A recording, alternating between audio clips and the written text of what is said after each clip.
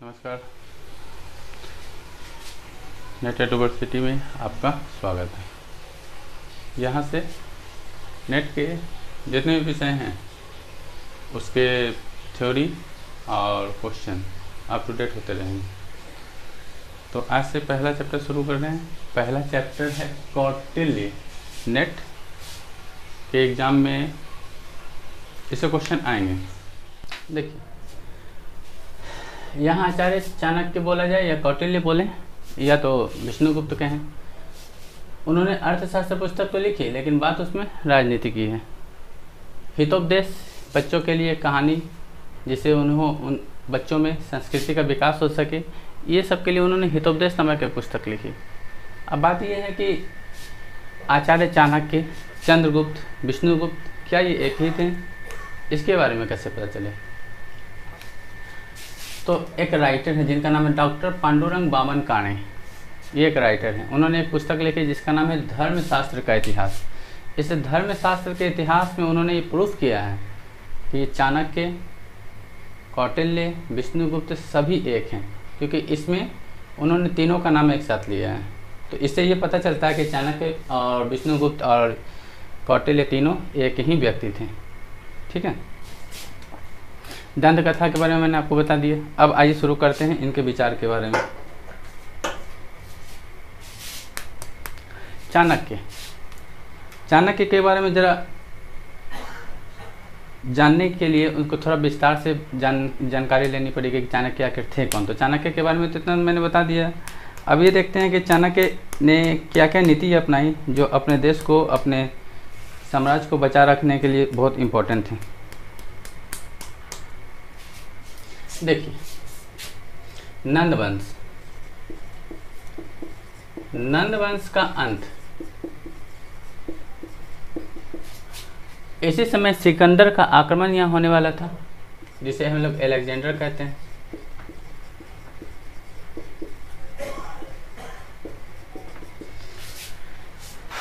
इसके कारण ही कहा जाता है कि आचार्य चाणक्य को बेइज्जत कर कर निकाल दिया गया था, क्योंकि ये पूरे भारत को अखंड भारत के रूप में देखना चाहते थे, लेकिन इन्हें अपमानित कर दिया गया, इन्हें कुरूप कहा गया। तब से उन्होंने कसम खाई कि जब तक मैं इस वंश का नाश नहीं करूँगा तब तक मैं अपनी चोटी नहीं बांधूंगा। तब से लेकर के आज तक की बात नहीं, तब से लेकर के उस समय तक जब तक उन्होंने इस वंश का नाश नहीं कर दिया तब तक उन्होंने अपनी चोटी तक नहीं बांधी।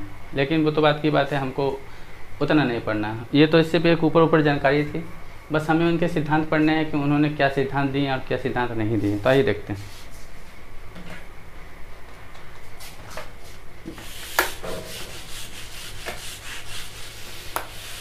उन्होंने एक सिद्धांत दिया था कि राज की सर्वोच्चता का सिद्धांत। कौटिल्य के द्वारा दिया गया सिद्धांत है राज की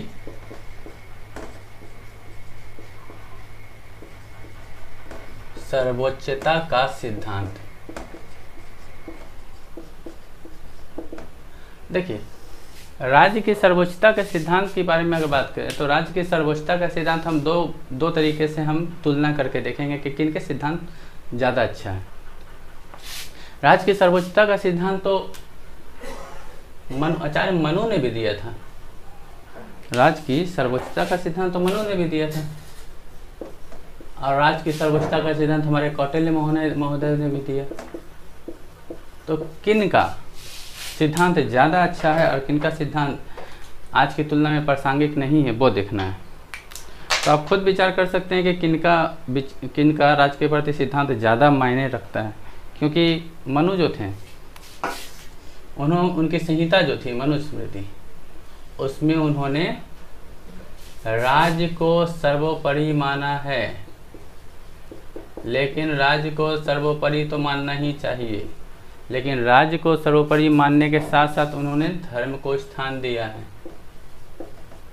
और कहा है कि जो व्यक्ति धर्म का पालन नहीं करता है वो दंड का भागी है।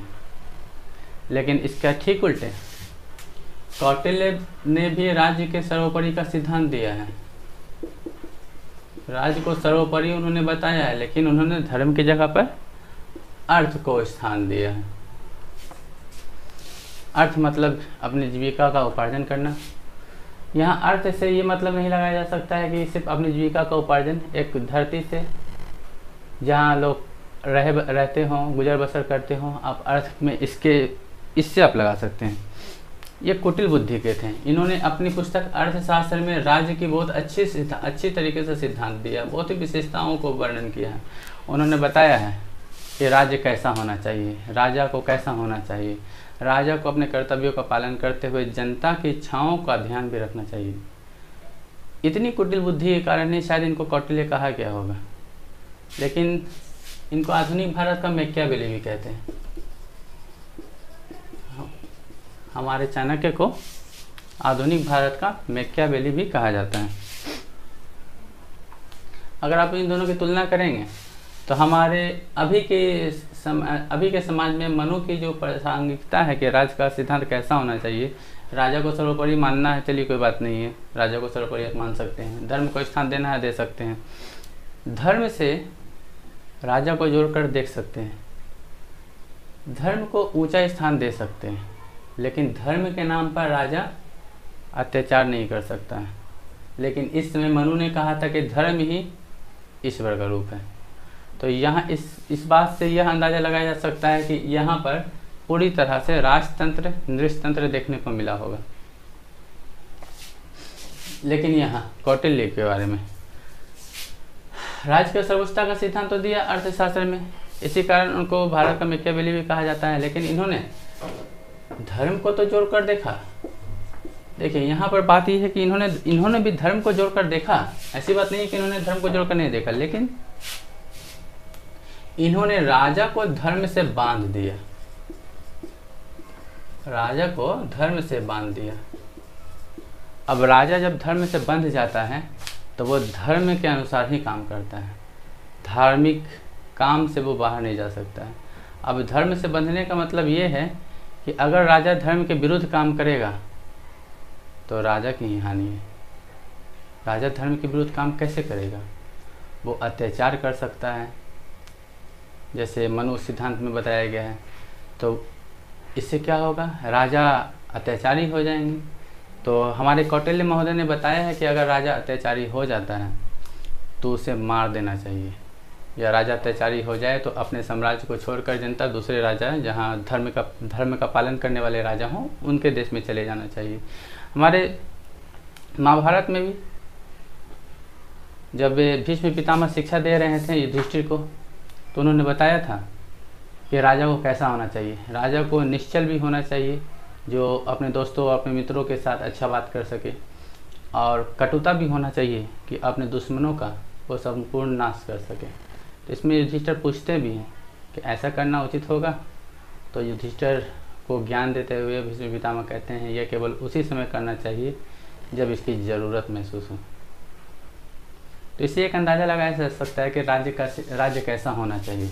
तो राज्य की सर्वोच्चता होनी चाहिए, इसमें कोई बात नहीं है, उसमें कोई शक नहीं है। लेकिन आपको दोनों की तुलना, ये बहुत सारे राइटर और बहुत सारे जो पाश्चात्य विचारक हैं उनकी तुलना करके देखेंगे। तो इस हिसाब से कौटिल्य का जो राज्य का सर्वोच्चता का सिद्धांत है वो ज़्यादा खरा उतरता है किसकी तुलना में? तो मनु की तुलना में। ठीक है, अब देखिए बात यहाँ पर ये नहीं है, बात इसके भी आगे है कि आखिर उन्होंने क्या क्या सिद्धांत दिए कि हमारे राज्य को चलाने के लिए क्या हो सकता है, वो देखते हैं। उन्होंने राज्य को चलाने के लिए दंड नीति का सिद्धांत दिया। कौटिल्य ने दंड नीति का सिद्धांत दिया। अब ये दंड नीति का सिद्धांत क्या है? दंड नीति के सिद्धांत में उन्होंने बहुत सारे सिद्धांत दिए हैं, उस सिद्धांत के बारे में बता रहे हैं।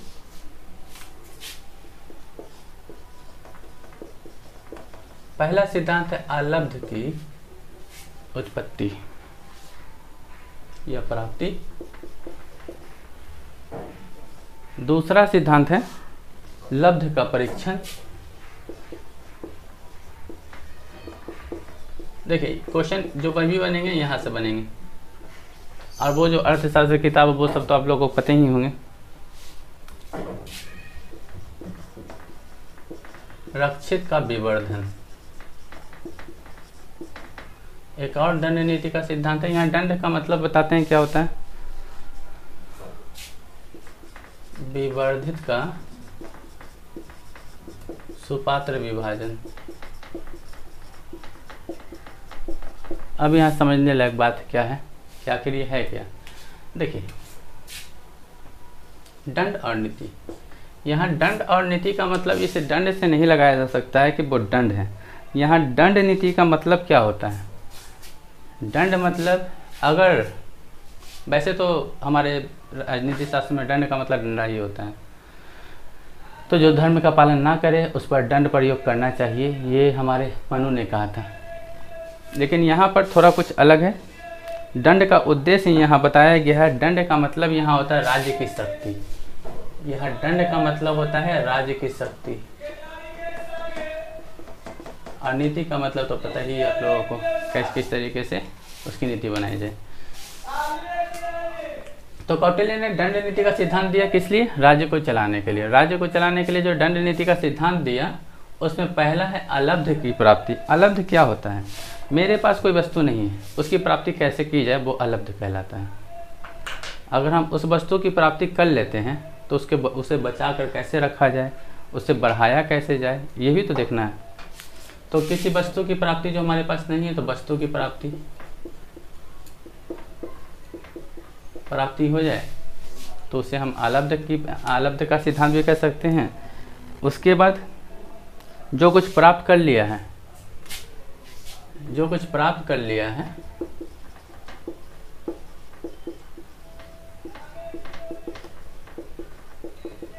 उसे कैसे बचाया जाए, उसे बचाए रखना लब्ध का परीक्षण कहलाता है। सिंपल सी बात है, हमारे पास अभी कुछ नहीं था, तो मैं मान लेते हैं कि कोई स्टूडेंट ही अभी वो नौकरी की तलाश में इधर उधर भटक रहा है, तो किसी चीज़ की प्राप्ति के लिए ही तो चाह रहा है वो, और प्राप्ति होने के बाद उस नौकरी को कैसे बरकरार रख पाता है, सारी परेशानियों से उबर कर वो आगे बढ़ पाता है, तो वो कहलाता है लब्ध का परीक्षण। जो कुछ प्राप्त कर लिया उसे बचाना। टीम इंडिया जब जीतती है तो जीत तो मिल गई, मतलब उसकी प्राप्ति हो गई, लेकिन उसकी रैंकिंग को बरकरार रखना भी तो ज़रूरी है। तो वो उसकी रैंकिंग को बरकरार रखना चलाएगा लब्ध का परीक्षण। जो कुछ प्राप्त है आपके पास उसको बचा कर तो रख सकते हैं। अगर हमारे पास हमको राजा बना दिया गया और हमने उस चीज़ को बचा कर के ही नहीं रखा, किसी दूसरे राजा ने हम पर आकर आक्रमण कर लिया, तो ये तो सिद्धांत समाप्त हो जाएगा। तो ऐसा सिद्धांत उन्होंने दिया था।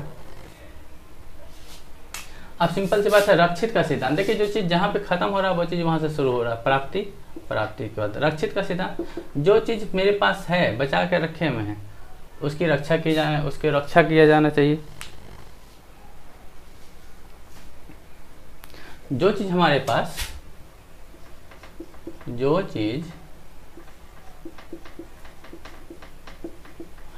पास रक्षित है, मतलब बची हुई है, उसमें कैसे बढ़ोतरी किया जाए, उसमें कैसे वृद्धि की जाए। जो चीज़ हमारे पास कोई वस्तु नहीं थी उसकी प्राप्ति तो करेंगे ना, तो प्राप्ति करते हैं तो अलब्ध की प्राप्ति हो जाएगी। उस वस्तु को मेरे पास है और उस वस्तु की हम रक्षा कैसे करते हैं, उस वस्तु की रक्षा के लिए क्या क्या उपाय किए जाने चाहिए, वो लब्ध की प्राप्ति। हमारे साम्राज्य में राजा बन गया तो वो एक पद प्राप्त कर लेता है, तो उसकी प्राप्ति हो गई, लब्ध की प्राप्ति। उस पद को कैसे बरकरार रख सके वो क्या होगा, लब्ध की परीक्षण हो जाएगा। उस पद की गरिमा को कैसे बढ़ाया जाए, ठीक है, वो क्या कहलाएगा, रक्षित का विवर्धन। जो चीज़ हमारे पास है उसकी गरिमा को बढ़ाएं, उसमें वृद्धि करें, ये कहलाएगा रक्षित विवर्धन का सिद्धांत। मान लीजिए हमारे पास पद में वृद्धि भी हो गई, तो अब कोई राजा है, राजा के पास बहुत सारे अधिकार हो जाते हैं। प्रधानमंत्री के पास, प्रधानमंत्री रेल मंत्रालय भी नहीं संभाल सकते हैं, या कपड़ा मंत्रालय, कोयला मंत्रालय, सब अगर उन्हीं को दे दिया जाए, पथ निर्माण मंत्रालय, जितना भी सब चीज़ उन्हीं को दे दिया जाए, तो वो काम क्या करेंगे, वो एक साथ कहाँ देखेंगे। तो इसके लिए क्या होता है, वो जो योग्य इंसान होते हैं उनको वो विभाग दे दिया जाता है। तो यहाँ भी वही है कि जो चीज़ हमारे पास मेरे पास वृद्धि हो गई है तो उसको किसी योग्य हाथों में दे दिया जाए, वितरित कर दिया जाए। तो इसे कहते हैं विवर्धित सुपात्र का विभाजन। मतलब हो गया ये कि इसको योग्य हाथों में वृद्धि होने के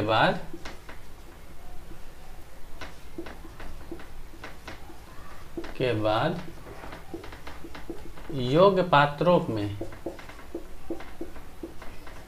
इसका विभाजन कर देना चाहिए,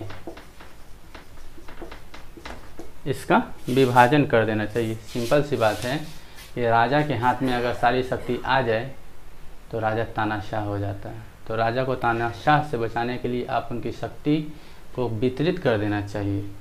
इसीलिए मंत्रिमंडल का गठन हुआ था। प्राचीन काल से ही मंत्रिमंडल चले आ रहे हैं, मंत्रिपरिषद चले आ रहे हैं। जब राजा तानाशाह हो जाया करता था तो मंत्रिपरिषद उनसे उनके अधिकार धीरे धीरे छीनने लगते थे। प्राचीन काल में भी मंत्रिपरिषद थे, राजा उनसे मंत्रणा करते थे और सलाह लेकर ही कोई फैसला करते थे। ऐसा नहीं कि राजा ने अपना फैसला सुना दिया तो वो सुना दिया, ठीक है, ऐसी बात नहीं थी। मिटा दें। ये सिद्धांत बहुत इंपॉर्टेंट है।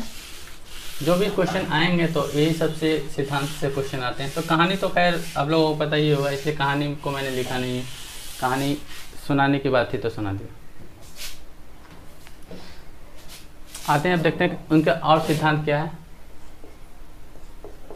दूसरा सिद्धांत है कौटिल्य की प्रभुसत्ता का सिद्धांत।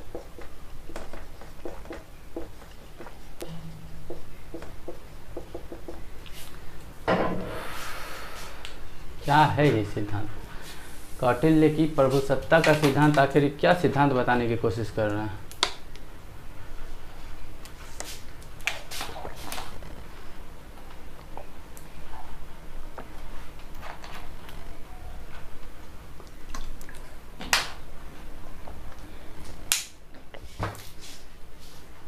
देखिए,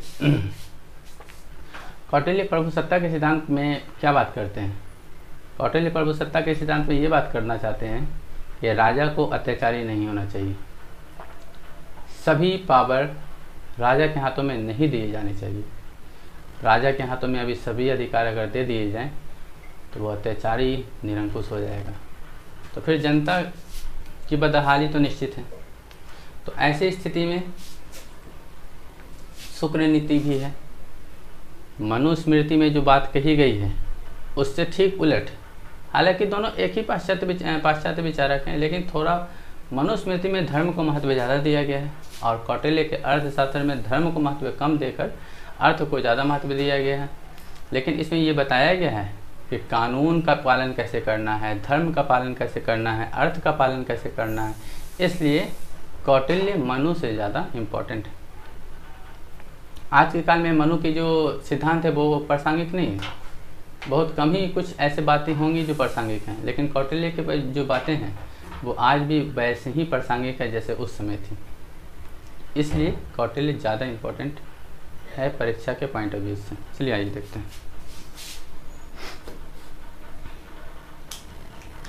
देखिए, इसमें कहा गया है कि अगर राजा प्रभुसत्ता का पालन ना कर पाए तो राजा को क्या करना चाहिए या जनता को क्या करना चाहिए।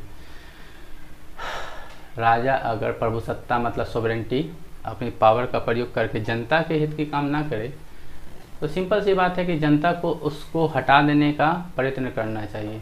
जैसे हमारे साम्राज्य में तो यूरोप में आप देख चुके होंगे फ्रांस की क्रांति और बहुत सारी ऐसी क्रांतियां हैं जिसमें राजा को हटाया गया। तो प्राचीन काल में भी ऐसी बात नहीं थी, राजा को प्रजा को अधिकार थे। अगर राजा प्रभुसत्तावादी हो जाता है और निरंकुश हो जाता है उसके साथ साथ, तो प्रजा को राजा को हटाने की पूरा अधिकार था। तो इसमें एक सिद्धांत दिया गया है मातस्य का सिद्धांत। प्रभुसत्ता के सिद्धांत में एक सिद्धांत दिया गया मातस्य का सिद्धांत। ये सिद्धांत क्या है? सिंपल सी बात है, इसमें कहा गया है कि जिस तरह समुद्र की बड़ी मछली किसी छोटी मछली को खाकर अपनी शक्ति का प्रदर्शन करती है, तो ठीक उसी तरह हमारे साम्राज्य में भी पावरफुल इंसान छोटे छोटे इंसानों पर अधिकार करके अपनी प्रभुसत्ता को दिखाना चाहती है। तो ये हमारे राजा में भी ज़्यादा उस समय प्राचीन काल में देखने को मिले थे। तो अगर ऐसा हो जाए तो महाभारत में या शुक्र नीति में भी ये कहा गया है कि राजा का दमन कर देना चाहिए, राजा को उस तरीके से मारना चाहिए जैसे किसी पागल कुत्ते को मारा जाता है। ये सिद्धांत में वर्णित है।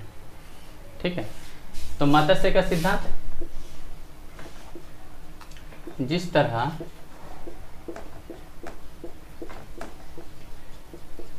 समुद्र की बड़ी मछली छोटी मछली को खाकर अपनी शक्ति का प्रदर्शन करती, शक्ति का क्या प्रदर्शन करेगा, वे भी तो अपनी ज़िंदगी बचा रहा है, शक्ति का प्रदर्शन करके अपनी ज़िंदगी छोटी मछली को खाकर अपने भूख को शांत कर रहा है। तो हमारे साम्राज्य में भी तो ऐसा ही होता है, शक्ति का प्रदर्शन तो कर ही रहा है, साथ साथ छोटी मछली को ख़त्म ही कर दिया जाता है, शक्ति का प्रदर्शन करती है। ठीक उसी तरह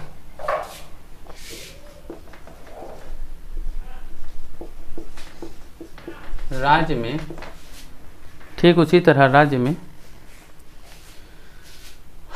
शक्तिशाली लोग, वर्ग लिख देते हैं, शक्तिशाली वर्ग छोटे वर्गों का दमन कर देती है।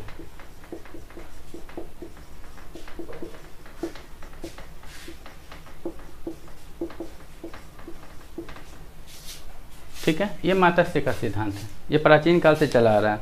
तो कहा गया है कि अगर ऐसे राजा मिल जाएं तो क्या करना चाहिए, उनका दमन कर देना चाहिए। लेकिन मात्स्य न्याय में एक सिद्धांत और भी है। जब ऐसे राजा की उत्पत्ति हो गई थी तो कहा जाता है कि सूर्य देवता के पुत्र आचार्य मनु को यहाँ की जनता ने राजा बनने के लिए सुशोभित किया, और कहा जाता है कि इस मनु ही इस मत्स्य के कार्य से बाहर निकाल सकते थे। तो ऐसी स्थिति में प्रजा ने मनु को राजा बना दिया, और उसके बदले में कुल उपज का 6ठा भाग और व्यापार में या स्वर्ण का 10वां भाग देने के लिए जनता राजी हो जाती है। तो राजा इतने धन लेकर के, उपज लेकर के वो जनता की सुरक्षा की गारंटी देती थी। कौन? राजा। तो ये मात्स्य का सिद्धांत है। मात्स्य के सिद्धांत में फिर एक बार जिस तरह समुद्र की बड़ी मछली छोटी मछली को खा जाती है, उसी तरह हमारे साम्राज्य में, हमारे समाज में बड़े वर्ग छोटे वर्ग का दमन करते हैं।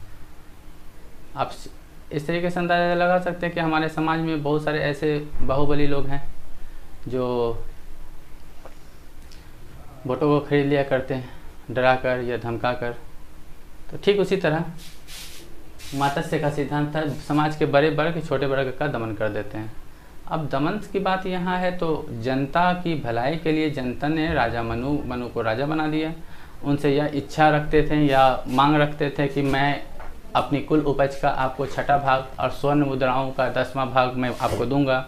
अगर व्यापार हुआ तो व्यापार का भी 10वां भाग मैं आपको दूंगा, लेकिन इसके बदले में हमारी सुरक्षा की गारंटी आप लें। ये मात्स्य के सिद्धांत के अंतर्गत आता है। ठीक है, तो मेरे ख्याल से मात्स्य का सिद्धांत समझ में आ गया, मिटा देते हैं।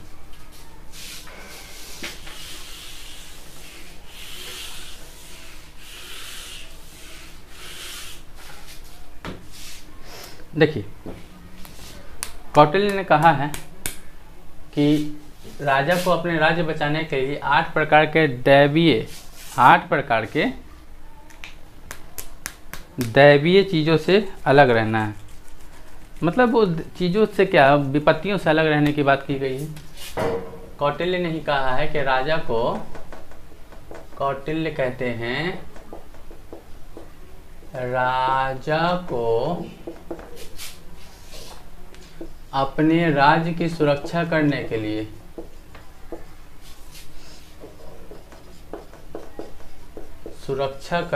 लिए 8 प्रकार के दैवीय विपत्तियों से दूर रहना चाहिए। विपत्ति समझते हैं ना, विपत्ति क्या होता है, समस्या लिख सकते हैं, दूर रहना चाहिए। तो ये विपत्ति क्या है, बाढ़, महामारी, दूसरा शेर, चूहा, दुर्भिक्ष। दुर्भिक्ष क्या होता है, अकाल सूखा पड़ जाना, दुर्भिक्ष। सोचने वाली बात है कि यहाँ तो शेर चूहे से भी बोला गया है कि दूर रहें। भूत प्रेत से तो समझ में आता है कि भूत प्रेत से दूर रहने की बात की गई है। चूहा से क्यों, ये बहुत बड़े बड़े महामारियों का घर है, इसलिए इनसे भी दूर रहने की बात की गई है। शेर के सामने जाएंगे तो पता ही है क्या होता है हालत। तो बाढ़ जैसे भूकंप, इन सब चीज़ों से दूर रहने की बात की गई थी। बाढ़ तो लिख दिया गया है, भूकंप से भी तो दूर रहने की बात की गई है। 1 2 3 4 5 6 7 हो गया। एक 8वां पॉइंट ये है कि आपको किससे दूर रहना, महामारी से, आग से, आग छूट गया। तो ये आग से भी दूर रहने की बात कही है हमारे कौटिल्य ने। कौटिल्य ये कहते हैं कि अगर हम इन 8 चीज़ों से दूर रहते हैं, इन विपत्तियों से, ये दैवीय से अधिकार है, ये दैवीय पावर है, ये दैवीय पावर को हम दूर रख सकते हैं। इन दैवीय पावर से,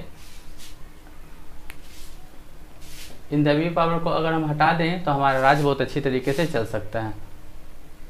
बाढ़, अभी के समय में भी देखिए बाढ़ से निपटना मुश्किल ही है, उस समय कैसे निपटा जाए, तो ये दैवीय पावर ही कह सकते हैं।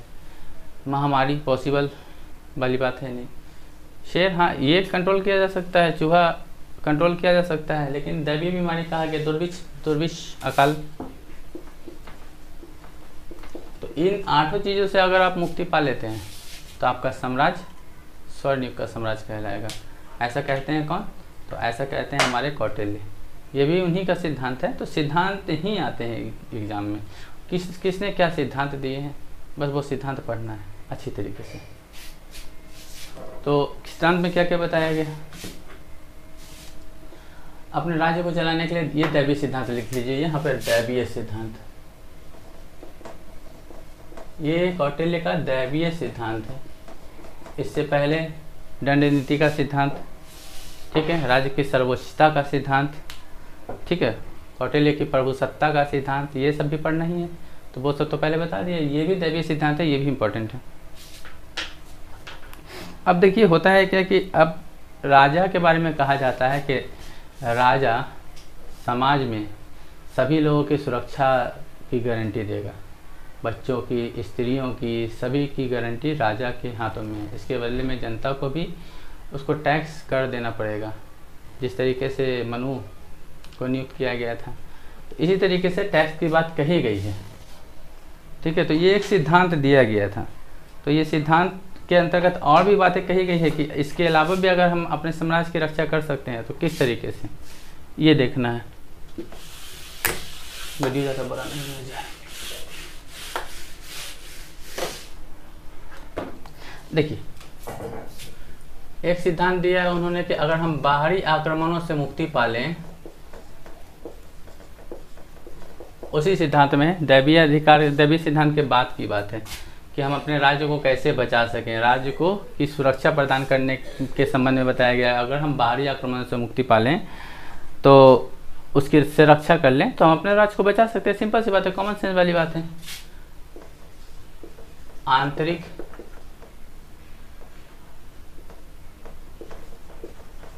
आंतरिक आक्रमण से मुक्ति और अपना न्याय की बात कही गई है कि घरेलू हिंसा, घरेलू घर में मतलब अपने देश की बात कही जा रही है कि अगर आंतरिक अशांति फैल जाए तो फिर राज्य को समाप्त होने से कोई नहीं बचा सकता है। बाहरी आक्रमण, कोई दूसरे मुल्क, दूसरे देश अपने साम्राज्य, अपने देश पर अगर हमला कर दें, उस समय दूसरे देश दूसरे राजा से लगाया जा सकता था कि दूसरे राजा किसी दूसरे अपने साम्राज्य पर हमला करके उसको पूरी तरह से अपने अधिकार में कर लेते थे। तीसरा में कहा गया दैवीय विपत्ति, ये उन्होंने सिद्धांत दिया। तो दैवीय विपत्ति कौन सा, वो 8 विपत्तियां जो हैं वो 8 विपत्तियां इसमें आएंगी। और आंतरिक आक्रमण से मुक्ति, अगर दैवीय विपत्ति से मुक्ति मिल जाए तो हमारा राज स्वर्ग है। आंतरिक आक्रमण से वही मुक्ति मिल जाए तो हमारा राष्ट्र बहुत अच्छा है। आंतरिक आक्रमण घरेलू घर के में अपने देश में ही हिंसे होने लगते हैं, तो उससे बचाओ। और बाहरी आक्रमण तो पता ही है, जब दूसरे देश का राजा अपने देश पर हमला कर देता है तो इससे भी देश में अशांति फैल जाती है। तो कौटिल्य ने कहा है कि इन सब चीज़ों से बचना चाहिए, इन सब चीज़ों से दूर रहना चाहिए, और जहाँ तक कोशिश हो समझौते पर आधारित हो तो बात अच्छी है, ठीक है। लेकिन इतना कहने के बाद भी राजा को धर्म से उन्होंने बांध दिया। किसने, कौटिल्य ने। कौटिल्य ने राजा को पूरी तरह से धर्म से बांध कर रखा, और धर्म से बांधने के कारण ही राजा इस डर से काम करता था कि ये मेरा धर्म है, और धर्म के आधार पर ही जो राजा काम करता था वो राजधर्म बन गया, ठीक है। बाद में बताएंगे कि राजधर्म और आप धर्म में क्या अंतर है, तो वो अगले क्लास में। पहले ये समझ लेते हैं कि कौटिल्य ने आखिर और सिद्धांत क्या दिए। तो ये 3 सिद्धांत, बाहरी आक्रमण, आंतरिक आक्रमण और दैवीय विपत्ति के सिद्धांत को अगर दूर कर दें तो राजा पर अंकुश लगाने का क्या कोई प्रावधान किया था, ऐसा अर्थशास्त्र में कहीं वर्णित तो नहीं है।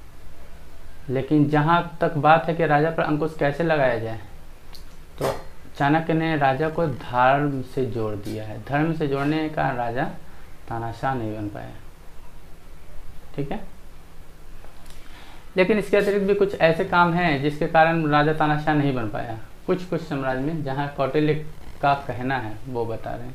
तो ऐसा क्या बात है जिसके कारण राजा को निरंकुश बनने में परेशानी हुई। वो तो अच्छी बात है कि वो राजा निरंकुश नहीं बना, किसी भी राजा के बारे में नहीं, ये मत समझिए कि राजा के बारे में कह रहे हैं। कौटिल्य ये कहते हैं कि राज्य में राजा पर निरंकुश किस तरीके से लगाया जा सके, मैं ये कह रहा हूँ, किसी पर्टिकुलर राजा के बारे में नहीं, ठीक है। तो राज्य पर तो निरंकुश लगाएंगे कौन, तो राजा। और राजा अगर राज्य पर निरंकुश लगा देंगे तो प्रजा का क्या होगा।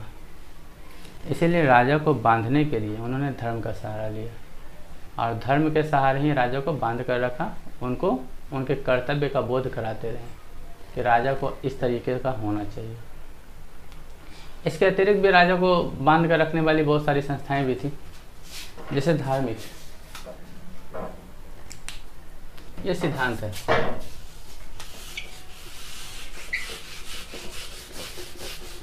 क्या सिद्धांत है, तो राजा पर नियंत्रण, देखिए एक सिद्धांत, राजा पर किस तरीके से नियंत्रण लगाया जा सके। तो राजा पर नियंत्रण लगाने की प्रक्रिया में पहला तो आप ये समझ लें कि कौटिल्य ने उनको धर्म से बांध कर रख दिया। कौटिल्य ने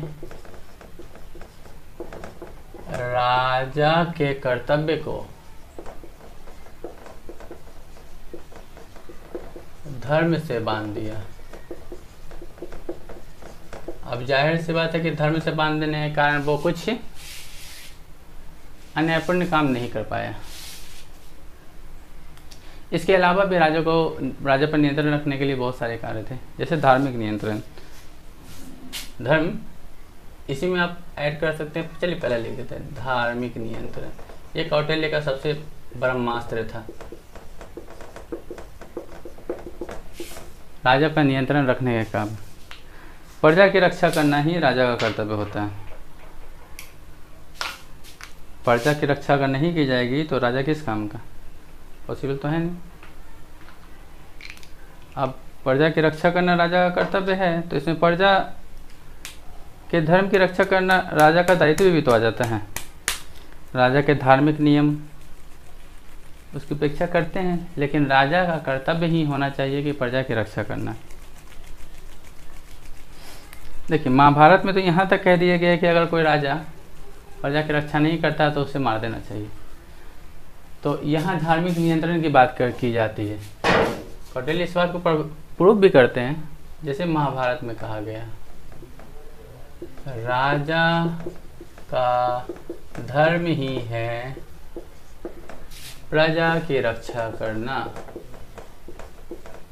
प्रजा की रक्षा करना। चलिए, अब प्रजा की रक्षा नहीं कर पाया राजा तो निरंकुश हो गया।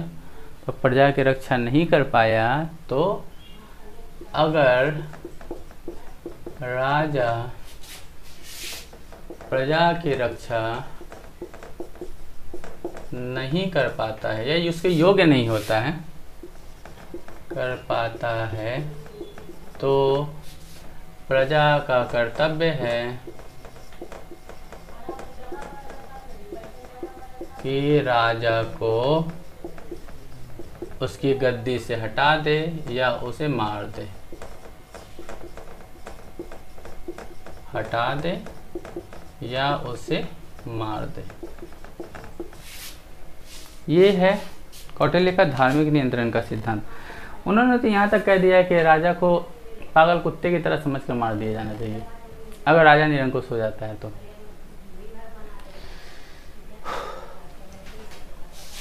ये धार्मिक नियंत्रण था जिसमें राजा को किसी तरीके से धर्म में बांध कर रखना ताकि वो निरंकुश ना हो जाए। अब राजा और किस तरीके से बंधे रह सकते हैं वो देखना।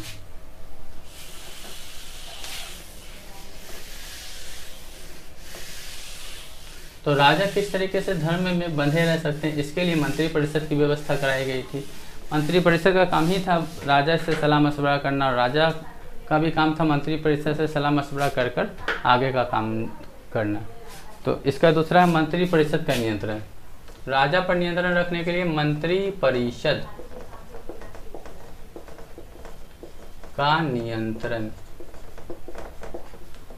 मंत्री परिषद राजा से सलाह मशवरा करते थे। राजा और मंत्री परिषद दोनों की राय जब मिलती थी तो नए कानून बनते थे। प्रजा की सुख सुविधा के लिए दोनों उत्तरदायी थी। मंत्री परिषद जब चाहती राजा से विश्वास अपनी ओर खींच सकती थी। तो मंत्री परिषद जिस तरीके से अभी मंत्री परिषद अगर विश्वास हासिल नहीं कर पाई, जिस तरीके से प्रधानमंत्री हमारे संसद में अपने मंत्रियों का विश्वास नहीं हासिल कर पाते हैं तो अविश्वास प्रस्ताव पास हो जाता है, तो पद से हटना पड़ता है। तो उस समय भी ठीक वैसे ही था कि अगर राजा अपने मंत्रियों का विश्वास भाजन बना रहता है तब तक तो ठीक है। अगर कभी ऐसा हो कि मंत्रियों की बात ना सुने राजा, तो मंत्री परिषद उसे पद से हटाने की भी व्यवस्था कर सकते थे। ठीक है, ये कहा गया है कि राजा मंत्री परिषद से और मंत्री परिषद, बस इससे 4 लाइन 5 लाइन में काफ़ी है। तो सारी बातें इसमें कही जा रही है तो इससे ज़्यादा याद करने की जरूरत भी नहीं है। राजा मंत्री परिषद से और मंत्री परिषद राजा से सलाह कर ही कार्य करते थे।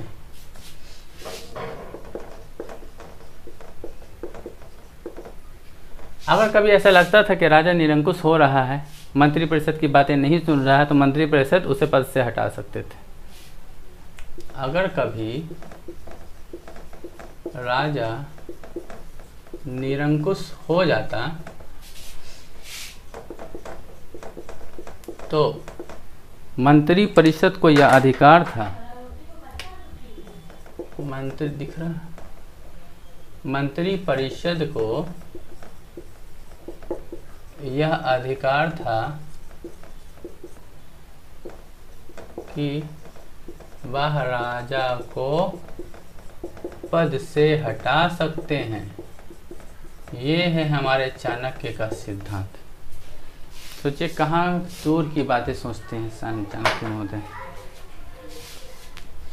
ठीक है, देखिए सिद्धांत तो बहुत सारे हैं, लेकिन जो एग्जाम में आने लायक है वही देखना है आपको।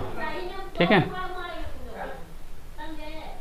देखिए इसके बाद जो है वो मोस्ट इम्पॉर्टेंट है एक और, जिससे राजा को नियंत्रित किया जा सकता, वो तो है हमारी जनता। तो तीसरा है आपको जनमत का नियंत्रण। जनमत का नियंत्रण, देखिए इसके बारे में थोड़ी सी जानकारी। राजा का तो कर्तव्य होना चाहिए कि जनता की इच्छाओं को सुने और सामाजिक समझौता का सिद्धांत चलना चाहिए जो हमारे रूसों ने दिया था। राजा की इच्छा और जनता की मांग दोनों पूरी होनी चाहिए। अब राजा की इच्छा ऐसी भी नहीं कि अत्याचारी इच्छा, राजा की इच्छाओं की पूर्ति करना जनता का कर्तव्य है, जायज इच्छा, ठीक, निरंकुश राजा की इच्छा नहीं, जो ऐसे राजा जो जनता की इच्छाएं सुनती हों। तो जनता का भी तो फर्ज है राजा की इच्छाओं को सुनना, राजा की मुसीबतों को समझना। तो प्रजा है तभी राजा है। तो प्रजा अगर नियंत्रण कर ले राजा पर तो राजा को तो गद्दी से हटना ही पड़ता है। देखिए कहानी भगवान श्री राम के बारे में। ऐसा तो माना जाता है, ऐसा कहा भी जाता है कि भगवान श्री राम को सब पता था। भगवान श्री राम ये भी जानते थे कि सीता जी सच्चरित्र महिला हैं, कोई दोष नहीं है, लेकिन सिर्फ जनता को यह दिखाने के लिए, जनता का विश्वास पाने के लिए उन्होंने सीता का त्याग कर दिया। इससे क्या पता चलता है? इससे तो यही पता चलता है कि प्रजा की इच्छाएं सर्वोपरि है और प्रजा है तो ही राजा है। तो यहाँ वही बात कही जा रही है कि कौटिल्य क्या कहते हैं कि राज तिलक के समय यह शपथ दिलाई जाती है। राज तिलक के समय शपथ दिलाई जाती है कि राजा प्रजा की इच्छाओं का पालन करेगा, प्रजा के सुख दुख का ध्यान रखेगा। कौटिल्य कहते हैं, यहाँ पर कौटिल्य कहते हैं कि राजा शपथ ग्रहण के समय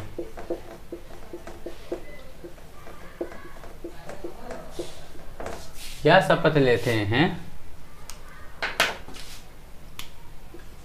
या शपथ लेते हैं कि वह प्रजा के सुख दुख का पूरा ध्यान रखेगा।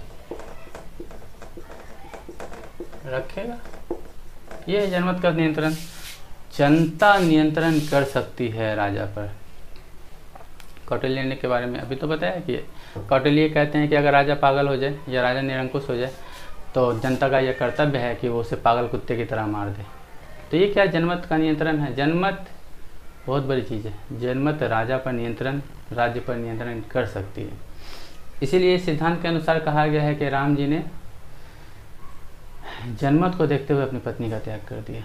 फिलहाल इतने सिद्धांत पढ़े, नेक्स्ट क्लास में इनके कुछ सिद्धांत बचे हुए हैं जो लेकर आऊँगा। ठीक, तब तक धन्यवाद।